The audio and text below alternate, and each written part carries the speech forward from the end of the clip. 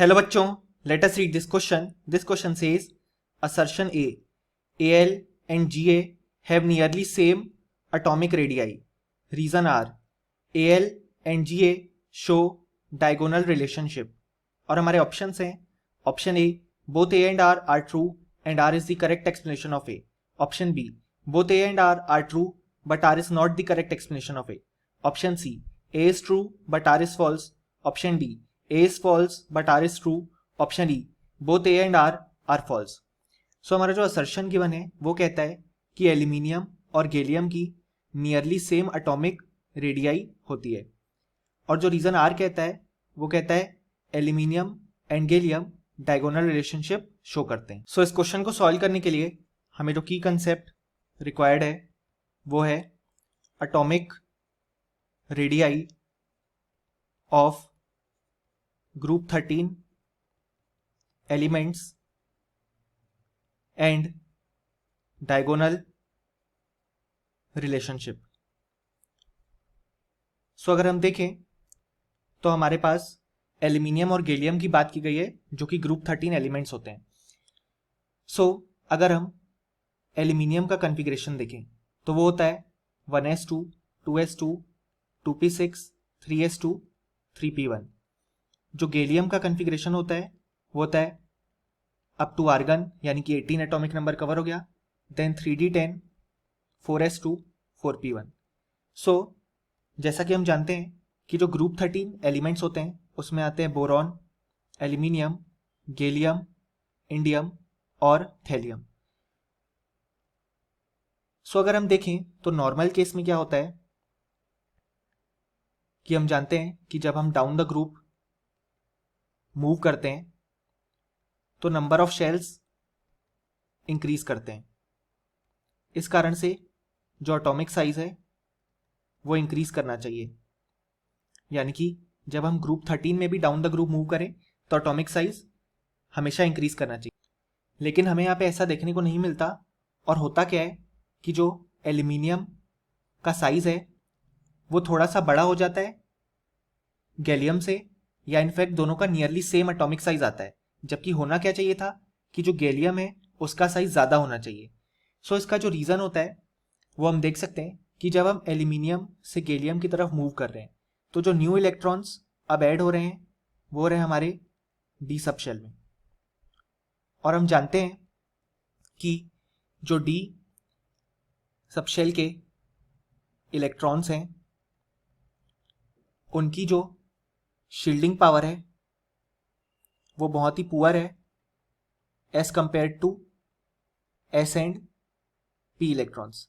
इस कारण से होता क्या है कि ये जो डी वाले इलेक्ट्रॉन्स हैं अब वो आउटर मोस्ट इलेक्ट्रॉन को अच्छे से शील्ड नहीं कर पाते, और जो हमारे पास न्यूक्लियस है उसका अट्रैक्शन बढ़ जाता है, यानी कि जेड इफेक्टिव बढ़ जाता है. सो इस कारण से अब न्यूक्लियस आउटर मोस्ट इलेक्ट्रॉन को और अच्छे से अट्रैक्ट कर पाता है, तो जो एटॉमिक साइज है वो डिक्रीज हो जाता है. या बेसिकली जैसे ही हम एल्यूमिनियम से गैलियम की तरफ मूव करते हैं तो हमें चाहिए था कि एटॉमिक साइज बढ़े, लेकिन होता क्या है दोनों का नियरली सेम एटॉमिक साइज आ जाता है. या अगर हम एग्जैक्ट वैल्यू बात करें तो एल्यूमिनियम का थोड़ा सा बड़ा होता है इनफैक्ट. सो इसका रीज़न जैसा कि हमने देखा कि जो डी सबशेल के इलेक्ट्रॉन्स हैं उनकी शील्डिंग इफेक्ट बहुत ही पुअर होती है. इस कारण से जो न्यूक्लियस है उसका अट्रैक्शन इंक्रीज हो जाता है और जो एल्यूमिनियम और गैलियम का एटॉमिक साइज है वो अप्रॉक्सीमेटली इक्वल हो जाता है. अब अगर हम हमारा रीज़न देखें तो रीज़न आर कहता है कि एल्यूमिनियम एंड गैलियम में डायगोनल रिलेशनशिप प्रेजेंट होती है. सो ये जो हमारा रीज़न है वो बिल्कुल इनकरेक्ट है.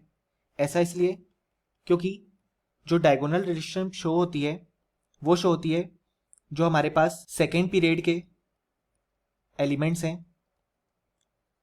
वो अपने साइड वाले ग्रुप के सेकेंड एलिमेंट के साथ सिमिलैरिटी शो करते हैं.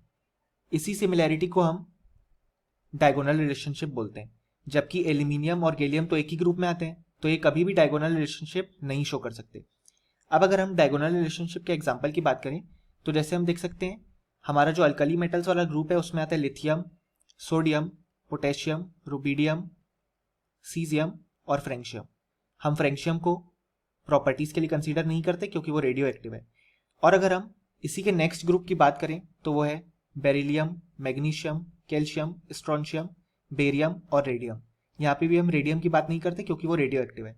सो हम देख सकते हैं कि यहाँ पे जो सेकेंड पीरियड वाला एलिमेंट है यानी कि लिथियम, वो सिमिलैरिटी शो करता है जो उसके साइड वाला ग्रुप है उसके सेकेंड एलिमेंट के साथ।